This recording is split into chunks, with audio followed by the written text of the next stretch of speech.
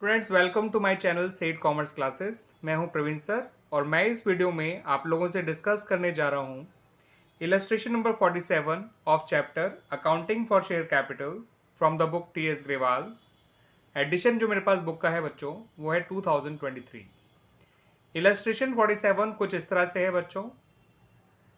नवलक्ष्मी limited ने forfeit किए 500 shares को जिनकी फेस वैल्यू 10 रुपये है पर शेयर, और इनको इसलिए फॉरफिट किया गया है क्योंकि डिफॉल्टर ने फर्स्ट कॉल के ₹3 पर शेयर नहीं पे करे हैं।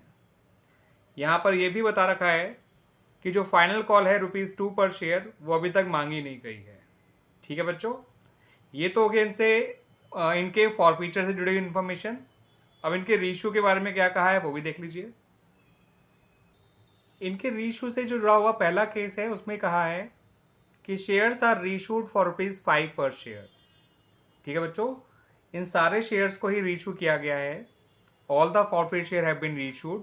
ठीक है बच्चों, और इनको रीइश्यू किया गया है फॉर ₹5 पर शेयर। जब फॉरफिट शेयर रीइश्यू किए जाते हैं तो ये बताया जाता है कि उन्हें कितने का रीइश्यू किया गया है, जैसे यहाँ भी बताया गया है ₹5 पर शेयर रीइश्यू किया गया है।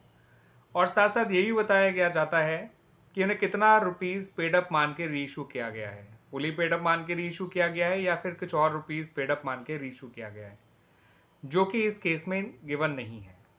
इसमें केवल ये गिवन है कि शेयर्स को ₹5 पर शेयर का बेच दिया गया है, रीइश्यू कर दिया गया है। कितने रुपए पेड अप मान के रीइश्यू करा ये नहीं बताया गया। ठीक है बच्चों, तो यहाँ पर मैं आपको बता दूं बच्चों, जब आप शेयर फॉरफिट करेंगे तो कंपनी ने उस समय तक केवल ₹8 पर शेयर ही कॉल्ड करे हैं, क्योंकि आखिरी कॉल जो ₹2 की है वो मांगी नहीं गई कंपनी के द्वारा। तो जब शेयर की फॉरफिट करते समय कॉल्ड अप वैल्यू ₹8 पर शेयर है और रीइश्यू करते समय नहीं बताया गया कि पेड अप वैल्यू कितनी लेनी है, तो आप शेयर की पेड अप वैल्यू ₹8 पर शेयर लीजिएगा। ठीक है बच्चों, पेड अप वैल्यू रीइश्यू के टाइम पे आप शेयर कैपिटल अकाउंट में क्रेडिट करेंगे और जितने का आपने रीइश्यू किया है उसे बैंक में डेबिट करेंगे। तो साफ नज़र आ रहा है कि केस 1 में शेयर जो है वो डिस्काउंट पे रीइश्यू किया गया है। ठीक है बच्चों, बैंक में 5 आएगा पर शेयर और कैपिटल में आएगा ₹8 पर शेयर। जो कि कॉल्ड अप वैल्यू थी उसी को हमने पेड अप वैल्यू कंसिडर किया है in the absence of information about the paid up value, और पेड अप वैल्यू जाती है कैपिटल में। ठीक है बच्चों, केस 2 में आपको गिवन है कि शेयर्स को रीइश्यू किया गया है फॉर ₹9 पर शेयर, ₹8 कॉल्ड अप। तो इस बार आपको बता रखा है कि शेयर को कितने का रीइश्यू किया है और कितना आपने कॉल्ड अप या फिर पेड अप कह सकते हैं आप इसे।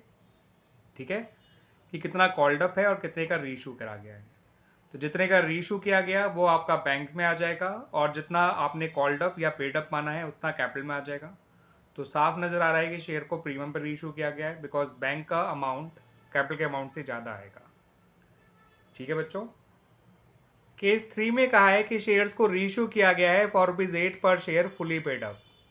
तो यहाँ बता रखा है कि शेयर को ₹8 पर शेयर का रीइश्यू किया है, यानी बैंक में जो आप डेबिट करेंगे रीइश्यू के टाइम पे वो 8 पर शेयर के हिसाब से डेबिट करेंगे और उसे फुली पेड अप मानते हुए रीइश्यू किया गया है उन शेयर्स को। इसका मतलब जो शेयर कैपिटल है उसमें आप ₹10 पर शेयर क्रेडिट करेंगे। फुली पेड अप का मतलब होता है कि शेयर कैपिटल को रीइश्यू के टाइम पे उसकी फेस वैल्यू से क्रेडिट करना है, जो कि ₹10 है।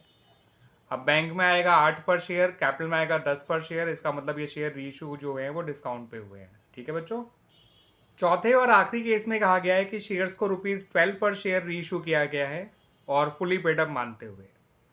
तो बैंक में तो आप डालेंगे ₹12 और कैपिटल में डालेंगे ₹10, क्योंकि फुली पेड अप का मतलब फेस वैल्यू जो शेयर कैपिटल में क्रेडिट की जाएगी, जो कि ₹10 है। इसका मतलब केस 4 में शेयर्स को जो है वो प्रीमियम पे रीइश्यू किया गया है। ठीक है बच्चों, तो आपको बच्चों शेयर को फॉरफिट करने की एंट्री तो एक ही बार बनानी पड़ेगी। ठीक है, जो आपको बता ही रखा था कि जो डिफॉल्टर है उसने फाइनल फर्स्ट कॉल के ₹3 पर शेयर नहीं पे करे हैं और फाइनल कॉल के ₹2 पर शेयर कंपनी के द्वारा मांगे नहीं गए हैं।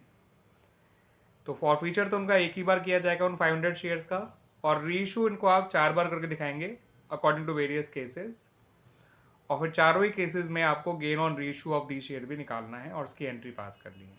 ठीक है बच्चों, तो आइए शुरुआत करते हैं with the entry of forfeiture of the shares. तो बच्चों इन शेयर्स को फॉरफिट करने की जर्नल एंट्री मैंने बना रखी है, आप देख लीजिए। इसका अमाउंट मैं आप लोगों को समझाते हुए फिल करूंगा। अब मैंने ये फॉरफीचर की एंट्री दो तरह से बनाकर दिखाई है, जब कॉल्सिनरी अकाउंट ओपन नहीं किया गया था तब, और जब कॉल्सिनरी अकाउंट ओपन किया गया होगा तब। अगर कंपनी कॉल्सिनरी अकाउंट मेंटेन नहीं करती है तो ये एंट्री बनेगी, अगर वो कॉल्सिनरी अकाउंट को भी मेंटेन करती है तो नीचे वाली एंट्री बनेगी। तो बच्चों, कंपनी ने ₹8 पर शेयर कॉल करे हैं जब उन शेयर को फॉरफिट किया था, क्योंकि जब शेयर फॉरफिट किए गए थे तब आखिरी कॉल के ₹2 पर शेयर कंपनी के द्वारा मांगे ही नहीं गए थे। इसलिए बच्चों, शेयर की जो कॉल्ड अप वैल्यू है वो ₹8 पर शेयर है, और नंबर ऑफ शेयर जो फॉरफिट किए गए हैं वो 500 हैं। तो शेयर कैपिटल अकाउंट आपका डेबिट होगा ₹400 से, 400 नहीं 4000 से, 500 इंटू 8 4000 होता है बच्चों। अब शेयर फर्स्ट कॉल में वो पैसा लिखा जाएगा जो शेयर फर्स्ट कॉल का नहीं मिला है, और वो है 500 इंटू 3, दैट इज ₹1500। और फॉरफिट शेयर अकाउंट में वो पैसा लिखा जाता है जो इन डिफॉल्टर ने या डिफॉल्टेड शेयर होल्डर्स ने कंपनी को ऑलरेडी पे कर रखा है। तो फर्स्ट कॉल से पहले का एप्लीकेशन और अलॉटमेंट का पैसा टोटल ₹5 होता है, ठीक है बच्चों, वो इन डिफॉल्टर्स ने पे कर रखा है। तो 500 इंटू 5 2500 फॉरफिट शेयर अकाउंट में आ जाएगा। और जब आप इनका अरियर के साथ एंट्री बनाएंगे तो अमाउंट तो यही रहेंगे, बस शेयर फर्स्ट कॉल की जगह कॉल्स इन अरियर का नाम आ जाएगा, बाकी अमाउंट यही सब रहेंगे जो हमने अभी डाले हैं। कैपिटल में 4000, कॉल्स इन अरियर में 1500 और फॉरफिट शेयर में 2500। आइए बच्चों, केस 1 का रीइशू की एंट्री बनाते हैं। तो केस 1 में बच्चों, जो शेयर्स को रीइशू किया गया है वो ₹5 पर शेयर का करा गया है, और बताया नहीं गया कि शेयर की पेड अप वैल्यू क्या है। तो मैंने आपको बताया था वो आपको ₹8 पर शेयर लेनी है, और बैंक में आ जाएगा 500 इंटू 5, क्योंकि इनको ₹5 पर शेयर बेचा है और पूरे 500 शेयर्स को, तो बैंक में आएगा 2500। शेयर कैपिटल में आ जाएगा 500 इंटू 8 ₹4000, क्योंकि आपको ₹8 पेड अप मानना है जितना कॉल्ड अप था। और फॉरफिट शेयर अकाउंट में आ जाएगा ₹1500, 500 इंटू 3, ठीक है बच्चों। फॉरफिट शेयर अकाउंट डेबिट क्यों किया वो रीज़न मैं आपको बता देता हूँ, क्योंकि शेयर्स को आपने डिस्काउंट पे रीइशू किया है, और ये डिस्काउंट फॉरफिट शेयर अकाउंट से कवर करा जाता है। Discount on issue of share account बिल्कुल मत लिखिएगा बच्चों, क्योंकि शेयर्स जो है डिस्काउंट पे नहीं इशू हुआ करते हैं।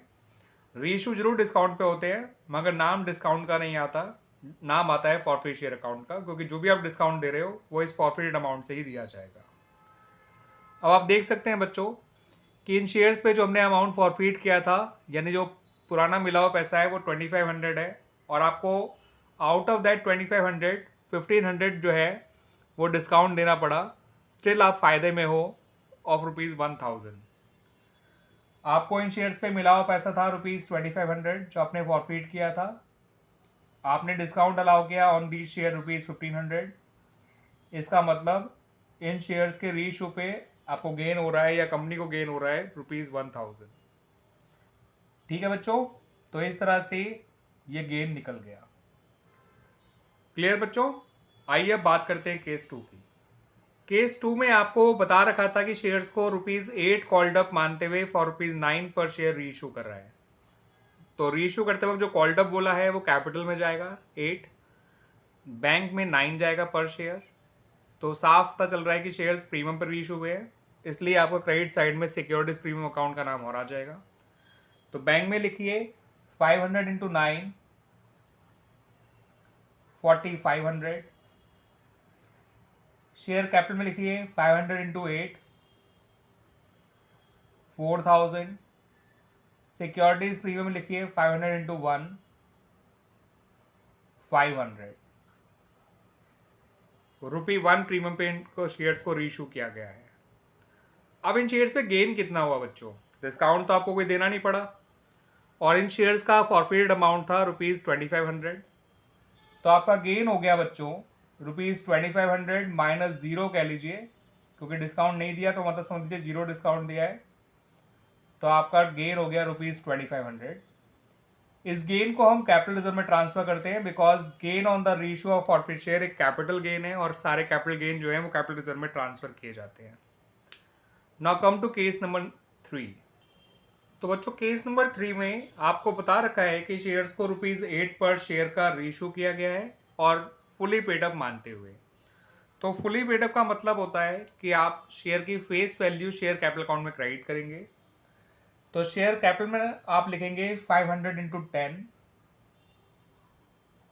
ठीक है बच्चों, फुली पेड का मतलब face value share capital account में क्रेडिट की जाती है, जो कि आएगा 5000, 500 इंटू 10। बैंक में आएगा 500 इंटू 8, क्योंकि क्वेश्चन में ही कह रखा है उसे 8 पर शेयर रीइशू किया गया है। तो साफ पता चल रहा है कि शेयर जो है डिस्काउंट पे रीइशू करे गए हैं ऑफ ₹1000, और वो फॉरफिट शेयर अकाउंट से डेबिट किए जाएंगे। वो मैंने आपको बता ही दिया था बच्चों कि जो भी डिस्काउंट होता है on the reissue of forfeit share, वो फॉरफिट शेयर अकाउंट से ही कवर किया जाता है।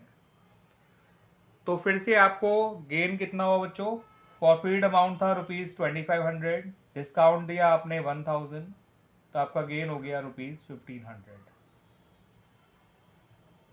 ठीक है बच्चों, और जिसे आप डाल देंगे कैपिटल रिजर्व में। तो इस तरह से हमारा केस नंबर 3 भी कंप्लीट हो जाता है बच्चों। केस नंबर 4 में बच्चों आपको बता रखा था कि शेयर्स को ₹12 पर शेयर रीइशू किया गया है फुली पेड अप मानते हुए। तो फुली पेड अप का मतलब आप कैपिटल में डाल सकते हैं केवल ₹10 पर शेयर, यानी 500 इंटू 10, जो कि आएगा ₹5000। बैंक में आप लिख सकते हैं 500 इंटू 12, क्योंकि क्वेश्चन में ही कहा है हमें ₹12 पर शेयर का रीइशू करा गया है, जो कि आ जाएगा ₹6000। साफ पता चल रहा है कि शेयर्स को प्रीमियम पर इशू किया गया है, तो जो भी पैसा एक्स्ट्रा लिया है आपने, उसे आप सिक्योरिटीज प्रीमियम में क्रेडिट कर दीजिए ₹2 पर शेयर, जो कि हो जाएगा टोटल में ₹1000। अब आपको डिस्काउंट तो कोई नहीं देना पड़ा, क्योंकि आप जब भी फॉरफिट शेयर को प्रीमियम पे या पार पे इशू करते हैं तो ऐसे में आपको कोई डिस्काउंट नहीं देना पड़ता है।